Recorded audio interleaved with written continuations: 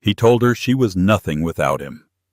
As they signed the final papers, he leaned in and whispered, "Have fun on the bus, Alice. I hope that settlement covers your rent for at least a month." He laughed, adjusting the cufflink on his $5,000 suit, and walked out to his new life.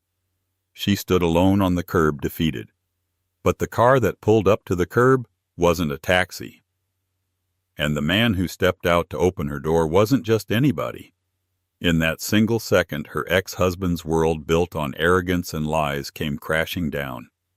The air in the Harris County family courthouse smelled like stale coffee and cheap disinfectant. It was the scent of endings, and for Alice Hayes, it was an odor she'd become sickeningly familiar with. She sat on a hard wooden bench, her hands clasped tightly around a worn leather portfolio. She wore her only suit, a simple navy blue set from a department store. It was 3 years old, but clean and pressed. It was the suit she'd bought for the interview she thought she was going to have before Mark convinced her that his career at Goldman Sachs needed to be the priority. "One of us has to support the other," he'd said, smiling that winning smile that once charmed her. "And let's be honest, darling, my bonus potential is a little higher than your art history degree." So she'd supported. She'd managed their home, hosted his insufferable clients, and edited his reports, shrinking her own world until it fit inside the luxury condo he paid for. The heavy door to the hallway swung open and he appeared. Mark Anderson. He wasn't alone. Clinging to his arm was Chloe, the 24-year-old paralegal he'd sworn was just a friend. Chloe's blonde hair was immaculate, her white suit aggressively bright in the drab hallway. She carried a $10,000 Hermes Birkin bag, a bag Alice recognized. It was the one she'd pointed out in a window 6 months ago, just before she found the hotel receipts. Mark spotted Alice. His face, which she had once loved, twisted into a smirk of pure, unadulterated arrogance. "Alice, darling," he boomed, letting his voice echo. People turned to look. "I almost didn't recognize you. Are you okay? You look tired." Alice stood, refusing to be looked down upon. "Hello, Mark. Chloe." Chloe gave her a pitying smile that was more insulting than a slap. "Alice, I'm so glad this is all finally getting settled. It must be such a relief for you." "Mr. Anderson," Mark's lawyer, a shark named Graves, interrupted. "Room 3B, we're on the docket." Mark nodded, but his eyes stayed locked on Alice. He leaned in as if sharing a secret, though he spoke just loud enough for the people nearby to hear. "Seriously, Al, you should have taken the first offer. This whole song and dance in court? It's just sad." "I just want what's fair, Mark," Alice said, her voice barely a whisper. "Fair." He laughed. "Fair is what I built. You were just there. Did you really think the judge would give you half for what, arranging flowers?" He adjusted his silk tie, a brilliant, obnoxious blue. "Look, I've got to run. Big meeting after this. The condo is being listed Monday. Chloe and I are moving to the new place in River Oaks. But don't worry." He patted his breast pocket. "Your little settlement check is all ready to go. Don't spend it all in one place. Maybe a nice studio apartment near the bus line." He and Chloe swept past, leaving the scent of expensive cologne and mockery in their wake. Alice felt her face burn, but she refused to cry. She'd done all her crying in the lonely apartment she'd been renting for 6 months, the one paid for by selling the last of her grandmother's jewelry.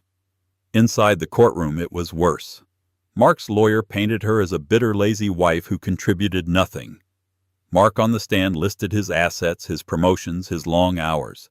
He generously offered her a one-time payout of $50,000. "She has no claim to my bonuses or my portfolio," Mark stated calmly. Ms. Hayes hasn't worked in 5 years. She has no concept of what it takes to earn at my level." When the judge, looking bored, finally stamped the papers, the gavel felt like a hammer blow to Alice's chest. It was done. She was divorced. She was free. And she was by Mark's metrics worthless. He knew it. As they filed out, he walked past her and didn't even look at her. He just said one final thing. "Good luck, Alice. You're going to need it." Alice walked out of the courthouse into the bright, humid Houston sunlight. The light felt abrasive, too, revealing. She clutched her portfolio, the $50,000 settlement, feeling like 50,000 pieces of pity. It wouldn't last 6 months, not after she paid her lawyer. She heard them before she saw them, Mark and Chloe laughing as they bounded down the courthouse steps. "Dinner at Uchi tonight, baby," Mark said, pulling Chloe close and kissing her. "We're celebrating." "Oh, look," Chloe said, pointing with her chin. "She's still here." Alice was standing on the curb, her phone in her hand, trying to open the Uber app. Her hands were shaking. Mark strode over, his smile gone, replaced by a final look of condescension. "What's the matter, Alice?" "Can't get a signal. You know, for a $50,000 payout, you could probably afford a taxi. Or is that too much of a splurge?" Alice said nothing. She just stared ahead, focusing on the traffic. "God, you're pathetic," he hissed. "Look at you. You're a ghost. I did you a favor, Alice. I set you free. Now you can go back to whatever it is you did before you met me. Working in that dusty second-rate gallery." "Mark, leave her alone," Chloe said, not out of kindness but out of impatience. "Let's just go. My feet are hurting." "In a second, baby." Mark was enjoying this. This was his final victory. "I just want to see her off. Make sure she gets to her new life safely. Hope you brought a bus pass, Alice." He was about to say more when a car turned the corner. It wasn't just a car. It was a shadow. A silent, impossibly sleek piece of engineering that made Mark's brand-new BMW 7 Series parked down the street look like a child's toy. It was a Bugatti Veyron painted in a matte midnight black that seemed to drink the sunlight. It moved with a predator's grace and pulled to a stop directly in front of Alice. Mark and Chloe froze. Holy. Mark breathed, his eyes wide. He knew cars. He knew that this vehicle was worth more than his condo. "Who the hell is that?" They stared, assuming it was for a judge or a visiting politician. Then the driver's side door opened. The man who stepped out was not a chauffeur. He was tall, dressed in a charcoal gray suit so perfectly tailored it looked more like an extension of his body than clothing. His hair was silver at the temples, and his face was sharp, angular, and utterly impassive. He radiated an aura of absolute, terrifying authority. Mark knew that face. He'd seen it on the cover of Forbes. He'd seen it in the Wall Street Journal. It was Damian Sterling, the ghost of Wall Street, the recluse tech and logistics billionaire. A man rumored to be worth over $50 billion. A man whose company Sterling Industries was a major client of Goldman Sachs. Mark's blood turned to ice. His mouth went dry. "No," he whispered. "It can't be." Damian Sterling didn't look at Mark. He didn't look at Chloe. He didn't acknowledge their existence. He walked calmly around the front of the Bugatti and stopped directly in front of Alice. He reached out and, with a gentleness that seemed utterly at odds with his formidable presence, opened the passenger door. "Alice," he said. His voice was quiet, but it cut through the street noise like a scalpel. "Is this resolved?" Alice finally looked up, her expression calm. The trembling in her hands had stopped. "Yes, Mr. Sterling. It is finalized." "Good," he said. He glanced at her simple portfolio. "Did you bring the files on the Rotterdam acquisition?" "They're in my bag, sir," she replied. "Excellent. We have a flight to Geneva. The auction at Sotheby's is tomorrow, and I want to review the provenance on that lost Picasso one more time before we commit." He held the door for her. Alice paused and for the first time turned to look at Mark. She didn't look angry. She didn't look triumphant. She looked indifferent. It was the look one might give a stranger who had bumped into them in a crowd. She gave him a single small nod. "Goodbye, Mark." She slid into the low-slung seat of the Bugatti. Damian Sterling closed the door with a soft, expensive thud. He walked back to the driver's side. Only then, just before getting in, did he finally let his gaze fall on Mark. His eyes were steel gray. He looked at Mark for precisely 1 second. It was not a look of anger. It was a look of complete and total dismissal. It was the look a king might give a court jester who had just told a bad joke. Then he got in the car. The engine, which had been nearly silent, growled to life, a deep thrumming sound of pure power. The car pulled away from the curb and disappeared into traffic, leaving Mark and Chloe standing in its exhaust. Chloe was the first to speak, her voice high and shaky. Mark. Who was that? How does she know? Who was that? Mark was frozen. His face was chalk white. The smirk was gone, replaced by a mask of dawning, sickening horror. That, he stammered, his $5,000 suit suddenly feeling like a cheap rental. That was Damien Sterling. 6 months earlier, Alice had been sleeping on her sister's sofa, surrounded by boxes of what was left of her life. Mark had been brutal. The moment she confronted him about Chloe, he hadn't just been defensive. He'd been offensive. He froze their joint accounts, hired graves, and had her served with divorce papers before she'd even packed a bag. He claimed irreconcilable differences and financial abandonment, stating she was a drain on his assets. She was broken. The woman who had graduated top of her class in art history and curation from Yale, who had been the most promising junior curator at the Halcyon Gallery in New York before Mark moved them to Houston for his career, was now applying for jobs as a barista. One night, scrolling through obscure high-level job boards, she found a posting. It was anonymous, posted by a private recruitment firm. Wanted private collection manager and asset curator. Must have expert knowledge in 17th century Dutch masters, postmodern sculpture, and identification of high-level forgeries. Must be willing to travel internationally 80% of the time. Must be able to pass an exhaustive background check and sign a lifetime non-disclosure agreement. Discretion is paramount. Is salary. Non-negotiable and substantial. It was a fantasy. A job for someone with decades of experience. Alice, on a whim fueled by desperation and a glass of cheap wine, sent in her old resume along with a scathing but brilliant analysis she'd written on a recently discovered Vermeer that she was certain was a fake. She didn't expect a reply. She got one 2 hours later. An email. Be at this address tomorrow, 9 a.m. Bring your passport.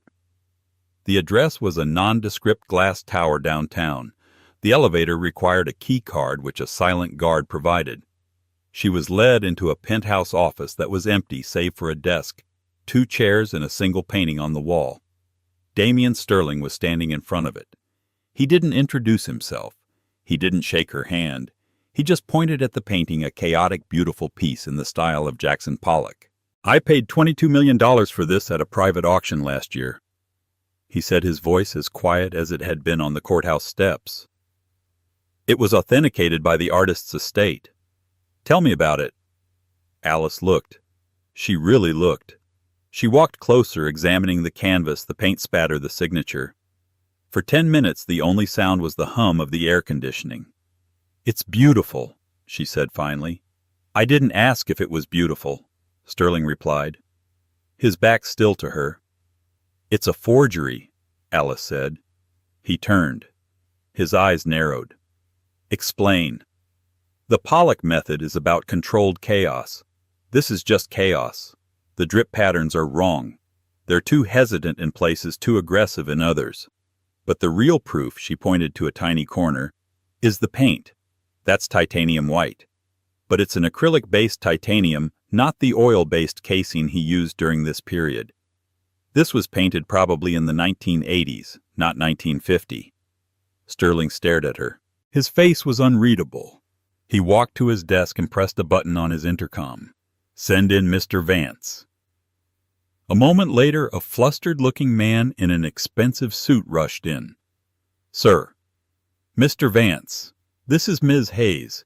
She has just identified the Pollock as a fake. Mr. Vance laughed nervously.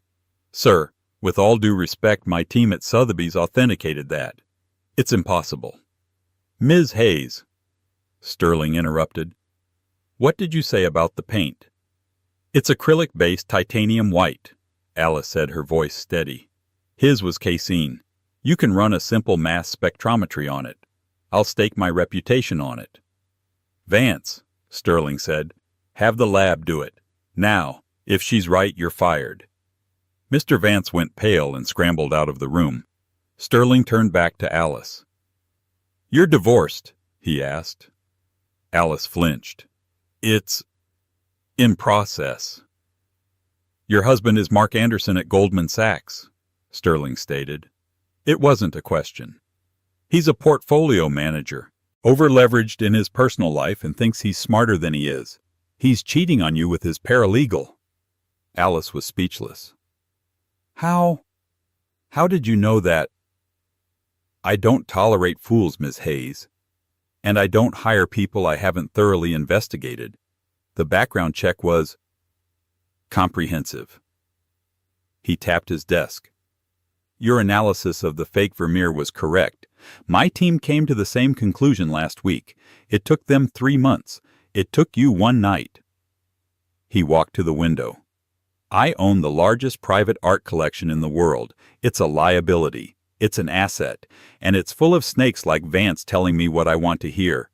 I need someone who tells me the truth, even if it costs me $22 million. He turned. "You start today. The job pays $1 million a year plus expenses. You will answer only to me. Your first task is to go through my entire collection piece by piece and find every other mistake Mr. Vance made. My car is waiting downstairs to take you to your new apartment. Sign the NDA on the desk." That was 4 months ago. 4 months of 18-hour days flights to Zurich, Tokyo, and Paris. 4 months of rediscovering the razor-sharp intellect she had buried to make Mark comfortable. She wasn't his mistress. She was his most valuable and most trusted asset manager. The $50,000 settlement wasn't a lifeline. It was an insult, and Mr. Sterling, who despised being insulted almost as much as he despised being lied to, had insisted on picking her up from the courthouse himself. Mark didn't go to Uchi. He didn't go back to the office. He went to the River Oaks condo, his condo, and poured a glass of Macallan 25. He drank it in one go. "Mark, you're scaring me," Chloe said, pacing the marble floor. "Who was she with? You said she was broke. You said she was nothing." "He's a client," Mark mumbled, pouring another. "He's not just a client. He's the client. Sterling Industries has half their liquid assets managed by our Houston office. He's Damian Sterling. The billionaire, the one who owns that island." Chloe's eyes went wide, but not with fear, with calculation. "So, she's his girlfriend. She left you for a billionaire?" "No!" Mark shouted, slamming the glass down.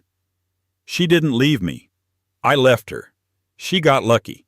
She must have, I don't know, met him at a bar. She's a gold digger. That's all this is." But his words sounded hollow even to him. The Alice who stepped into that car wasn't the mousy, apologetic woman he'd kicked out. She was cold, she was confident, and she was working. "Geneva. Sotheby's. The Rotterdam acquisition." He stormed into his home office and booted up his computer. He pulled up the internal Goldman database. He searched for Sterling Damian. His file was practically empty. "Client level Zeus, eyes only, managed by DC office executive." He was locked out. He, a senior vice president, was locked out of a client's file. He spent the next week in a fog of pure acidic obsession. He couldn't work. He couldn't sleep. Every time he looked at Chloe, he saw her $10,000 Birkin bag and compared it to the casual way Damian Sterling had stepped out of a $3 million car. His entire world was built on the hierarchy of wealth. He was a success because he had the condo, the car, the beautiful woman. He had won the divorce.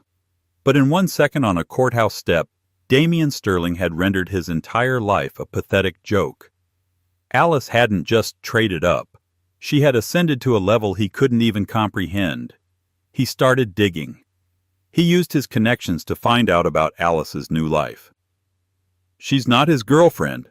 A contact at a rival firm told him over drinks after Mark pried him with expensive whiskey. I've heard rumors. Sterling hired some unknown woman to run his private collection. They call her the Nun. She's brutal. She's been cleaning house, fired half his European staff, discovered 3 high-level forgeries, saved him over $100 million in the last quarter alone. They say she answers to no one but the ghost himself. Mark felt sick. She saved $100 million, his Alice. The woman he'd told was too simple to understand his work. The humiliation was a physical ache. It wasn't just that she was successful. It was that her success was in the one field she had given up for him. He hadn't just divorced her. He had underestimated her. And in his world, underestimation was a fatal sin. Chloe wasn't helping. So she's working for him like an assistant. Why do you even care, Mark? We're rich. We're happy. He's not rich, Chloe. He's wealthy, Mark snapped. You don't understand the difference. What I understand is that you're obsessed with your ex-wife, she shrieked. It's pathetic. The cracks in their perfect relationship were already showing. Chloe was a trophy, but trophies are heavy, and they require constant polishing. Mark was too distracted to provide it. He did something stupid. He found her apartment the one Sterling Industries was leasing for her. A penthouse at the Post Oak, the most exclusive building in the city. He waited in the lobby. When she walked in, flanked by 2 security guards, he stepped out from behind a pillar. Alice. She didn't flinch. Her security tensed, but she held up a hand. Mark, you're trespassing. I wanted to talk. He looked pathetic, and he knew it. Listen, Al. That man, Sterling, he's dangerous. You don't know the things I know. These men, they're users. You're in over your head. He was trying to sound concerned, but it came out as a desperate plea. Alice adjusted the strap of her bag. I'm in over my head, Mark. I'm late for a call with the curator of the Rijksmuseum. You are... What exactly? A mid-level manager worried about his bonus. You're right. I am in over my head. The water's just fine up here. You? You bitch, he spat. You think you're better than me? I don't think anything, Mark, she said, her voice devoid of all emotion. I'm just busy. Go home. Enjoy the condo. You earned it, remember? She walked past him. Her security guards, both men built like refrigerators, stared him down until the elevator doors closed. Mark was left alone in the opulent lobby, shaking with a rage so profound it choked him. In Geneva, Alice was in her element. The Sotheby's auction was a symphony of quiet wealth, and she was the conductor. She sat in a private skybox with Damien Sterling advising him. The Picasso is legitimate, she whispered, looking at the data on her tablet. Provenance is solid, but the Monet, the one in lot 34, it's a pass. My team in Paris loves it, Sterling murmured, not taking his eyes off the auctioneer. Your team in Paris is wrong. The brushwork on the water lilies is too precise. Monet's eyesight was failing by 1921. He was painting from memory and emotion. This was painted by someone with perfect vision trying to copy emotion. It's a studio piece, not a masterwork. Not worth the $30 million estimate. Sterling nodded. Pass on lot 34. Later that evening, in the penthouse suite of the Four Seasons, Sterling reviewed her work. You saved me $30 million on the Monet. You made me $50 million on the Rotterdam acquisition by proving our Rembrandt was the original and theirs was the copy. You've made my collection $80 million more valuable in 1 week. He poured 2 glasses of water. He didn't drink alcohol. The settlement from your husband? He said, handing her a glass. $50,000. It's an insulting figure. It's over, Mr. Sterling. I'm just glad to be done with it. We're not done, he said. He insulted you. By extension, he insulted my judgment. I had my legal team, my real legal team, not the divorce attorneys, look into Mr. Anderson's financials. Alice tensed. Sir. He declared his net worth at $4.5 million, Sterling said, pulling up a file on his laptop. His condo, his stock portfolio, his bonuses. It was all there. But it felt light. A man with his spending habits. That Birkin bag for his mistress. The new BMW. The condo. He was leveraged to the hilt, but he was also spending cash. Lots of it. Sterling turned the laptop to face her. My forensic accountants found something. A series of shell corporations based in the Cayman Islands. Small regular transfers. A few thousand here, a few thousand there. Over 5 years it adds up. Alice looked at the screen. Her blood ran cold. She recognized the account numbers. Mark was a gambler, she said softly. Not just at work. He had a private poker game, high stakes. He told me it was just blowing off steam with the guys. But he was always so secretive about it. This isn't poker, Alice, Sterling said. This is embezzlement. He's been skimming, taking small percentages off client management fees and diverting them. It's sophisticated, but it's theft. Alice stared at the numbers. She had seen this. She'd found a ledger once hidden in his study. She'd confronted him and he'd told her it was a creative accounting strategy for his taxes and not to worry her pretty little head about it. She'd been so beaten down, so desperate to believe him that she'd let it go. I have the original ledger, she whispered. When I moved out, I took a box of what I thought were my old journals. It's in there. I wanted to be free of him. I didn't want to fight anymore. A rare cold smile touched Damien Sterling's lips. Freedom is one thing, justice is another. He built his kingdom by stealing from his clients and underestimating his wife. Both are unforgivable. He closed the laptop. Send the ledger to my legal team. They'll know what to do. Mark Anderson was on top of the world, or so he told himself. He'd managed to put the Alice Sterling situation out of his mind mostly by pouring himself into his work. He was desperate to land a new massive client. He needed a win to shore up his ego. He was in his glass-walled office berating a junior analyst when his boss, the regional director, appeared at his door. He was flanked by 2 men Mark didn't recognize. They wore dark, boring suits and had the grim expressions of undertakers. Mark, his boss said, his voice strained. These gentlemen are from the SEC. They need to speak with you. Mark's cocky smile vanished. SEC, what is this? Some client complaint? We're not here to talk, Mr. Anderson, the first agent said. We're here for your files, all of them. You can't just, Mark started. We can, the second agent said, holding up a warrant. Your terminal is frozen. You'll be escorted to conference room A. The walk was the longest of Mark's life. The entire trade floor went silent watching him. This was the perp walk, the walk of shame for a finance bro. In conference room A, it got worse. His lawyer Graves was already there looking pale, and at the head of the table sat a woman he didn't recognize, her hair in a severe bun with a laptop open. Mr. Anderson, the SEC agent said, we have evidence of a 5-year pattern of wire fraud, embezzlement, and money laundering. What? That's insane, Mark blustered. I'm one of the top earners in this office. The woman at the laptop spoke. Mr. Anderson, my name is Maria Jenkins. I'm the head of forensic accounting for Sterling Industries. For the past 4 weeks, at the request of Mr. Sterling, we have been conducting a private audit of all accounts managed by this office. We found irregularities. We passed those irregularities to the SEC. Mark's blood drained from his face. Sterling. It was Sterling. This is because of my ex-wife, Mark yelled, pointing at Graves. She put him up to this. It's divorce retaliation. This is the ledger you kept in your home study, correct? Ms. Jenkins said, sliding a book across the table. Mark looked at it. It was his. The one Alice had found. The one he thought was long gone.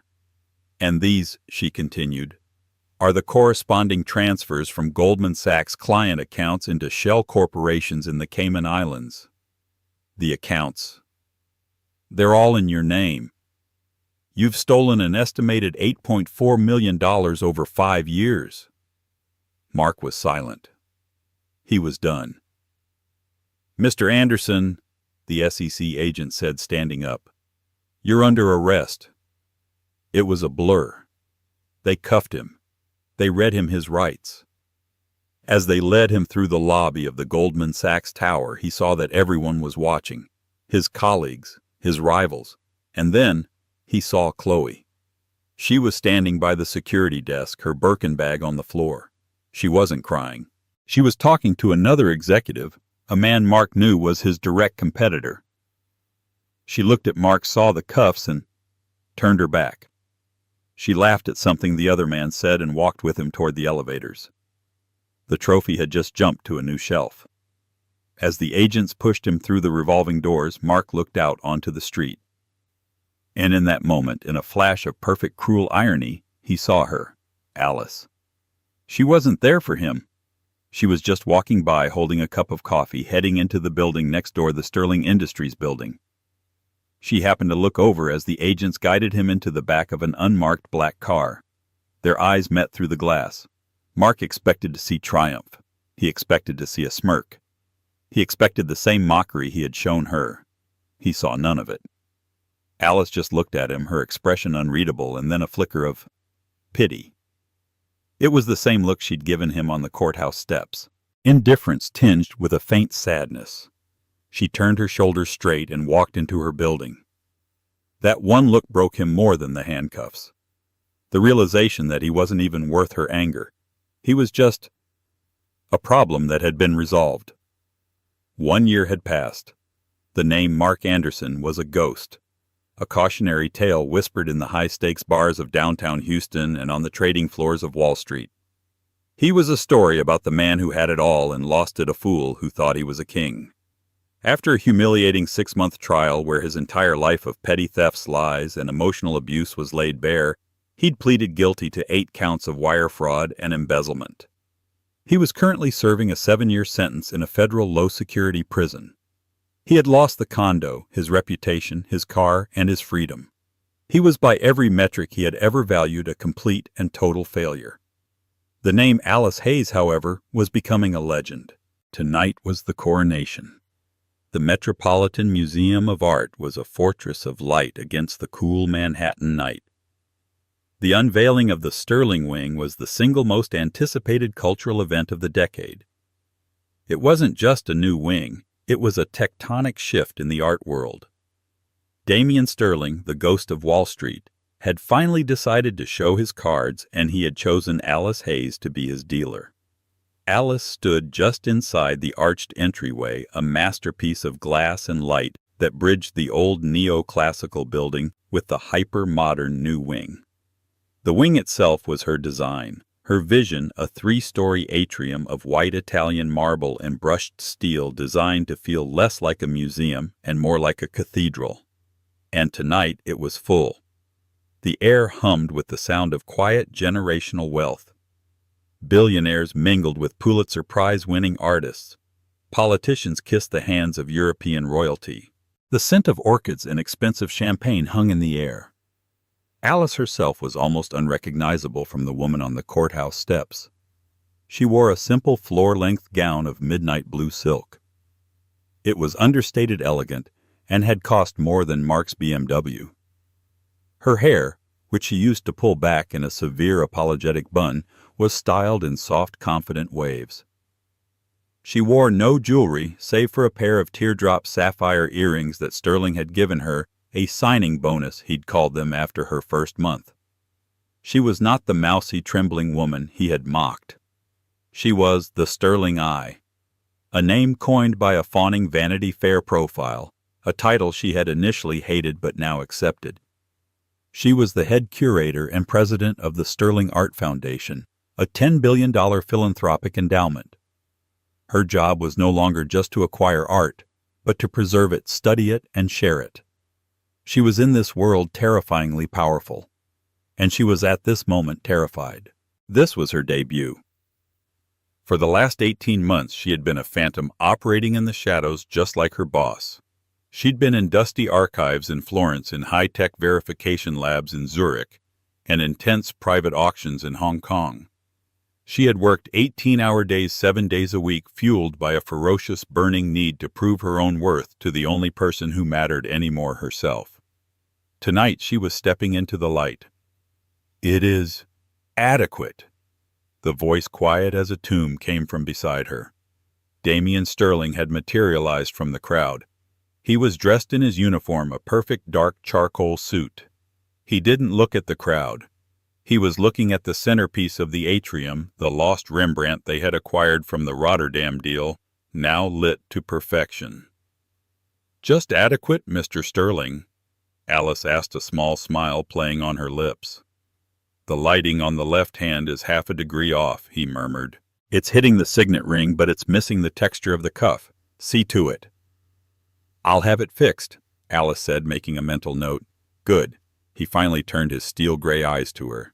"The Board of Trustees is ecstatic.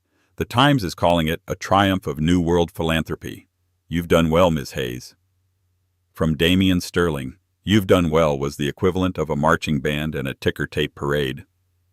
"Thank you, sir," she said. "Do not thank me. You executed the strategy." He nodded toward the crowd. "Now go. This is your evening. Mingle with the vipers. I'll be observing." He stepped back into an unlit alcove, a ghost at his own party, and simply watched. Alice took a deep breath and stepped into the main hall. She was immediately swarmed. Donors, critics, artists, all wanting a piece of the Sterling eye. She handled them with a grace she hadn't known she possessed, discussing 17th century pigment composition with one and endowment strategy with another. She was fluent, confident, and precise. Then she saw her. Across the room, standing beside a much older, much paunchier man with a politician's smile, was Chloe. She was poured into a glittering, garish gold dress, her blonde hair piled high. She was still beautiful, and she was still holding a Birkin bag, a new one in bright crocodile pink. She had landed on her feet just as Alice knew she would. Chloe was a survivor, a trophy that knew her own value on the market. Their eyes met across the room. Alice saw a flash of emotions on Chloe's face. First confusion. "Who is that?" Then dawning recognition, followed by a wave of pure, unadulterated shock. Chloe's painted-on smile faltered. She saw Alice's dress, her poise, the wing of a museum that was essentially her project. Chloe looked down at her own garish dress, at the aging man whose arm she was holding, and for a single beautiful second she looked cheap. Alice didn't smirk. She didn't glare. She didn't give her the satisfaction of any emotion at all. She simply held her gaze, gave a small, polite, and utterly dismissive nod, and turned back to the museum director she was speaking to. It was a small victory, but it was sweet. She was so focused on this small triumph that she didn't see the real threat until he was right in front of her. "Ms. Hayes, a pleasure." His name was Julian Thorne. He was the chief curator of the MoMA, a man from old money with a patrician accent and a deep-seated contempt for anyone who hadn't inherited their position. He saw the art world as his exclusive club, and she was the nouveau riche upstart with a billionaire's checkbook crashing the gates. In his eyes, she wasn't a curator. She was a glorified personal shopper. He was Mark Anderson, but with a Ph.D. from Cambridge. "Mr. Thorne," Alice said, her voice cool, "I'm so glad you could make it. I hope you're enjoying the exhibit." Thorne, flanked by a small parasitic entourage of critics and reporters, smiled a thin, condescending smile. "It is certainly an exhibit," he said, letting the word hang. "So much volume. Mr. Sterling has certainly been a busy bee. One wonders if there was any actual strategy behind the acquisitions, or if it was simply a matter of, 'I'll take one of those and one of those.'" The reporter scribbled. This was blood in the water. "The strategy," Alice said, her voice perfectly even, "is truth. We acquire pieces that have been lost, forgotten, or misattributed. We use Mr. Sterling's resources to restore them and give them back to the public. Like the Donatello in the South Gallery, the one your own museum declared a 19th century imitation." Thorne's face tightened. She had just very publicly reminded him that she had bought a piece he rejected, which her team had since authenticated, making it one of the most valuable sculptures in the world. "A lucky guess, my dear," Thorne sneered. A blind squirrel finds a nut and all that. But luck runs out. He turned and pointed his long, pale finger aimed at the centerpiece, the Rembrandt. This piece, for instance, he said, his voice rising, projecting to the crowd. The lost Rembrandt. A bold claim. My colleagues at the Rijksmuseum in Amsterdam are deeply skeptical. They've had their own version, the Rotterdam Rembrandt, for 50 years. They believe it is the original. He stepped closer to her, his voice dropping to a conspiratorial, venomous whisper. They believe, Mr. Sterling, and by extension you simply bought the provenance, paid off a few experts to create a paper trail. A costly, embarrassing mistake. You've built your entire wing around a fake Ms. Hayes, and tomorrow the Times is running a front-page story on that very skepticism. This was it. The ambush. The crowd went silent. The reporters' pens were flying. This wasn't just a challenge. It was an execution. He was accusing her in front of the entire art world of being a fraud. He was trying to do to her exactly what Mark had done, mock her, dismiss her, and paint her as a stupid, unqualified woman who was in over her head. She looked past Thorne's smug face across the vast atrium and saw Damian Sterling in the shadows. He was watching. He made no move to help. This was her test. Alice turned her back to Thorne and looked at the painting. She looked at it for a long, silent 10 seconds. She let the tension build. The only sound was the distant click of a camera. When she turned back, she was no longer nervous. She was a different person. She was the Sterling Eye. Mr. Thorne, she said, her voice clear and cutting. You're right to be skeptical. I was too. She walked toward the painting and the crowd parted for her. Thorne had no choice but to follow. She stopped directly in front of it. You and your colleagues in Amsterdam are correct, she said. The Rotterdam piece is brilliant. The brushwork is exquisite. The composition is identical. For 50 years it has been without question considered the original. Thorne smiled.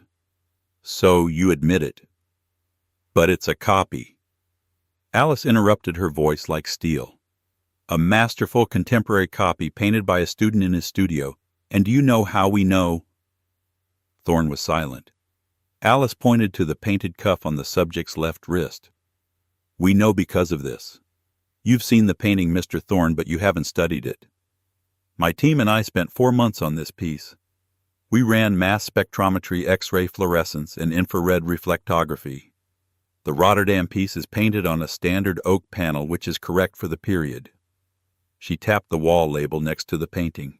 This one, however, is painted on a panel of mahogany imported from the New World, a wood that Rembrandt was known to favor for his most important commissions, but which his students could almost never afford.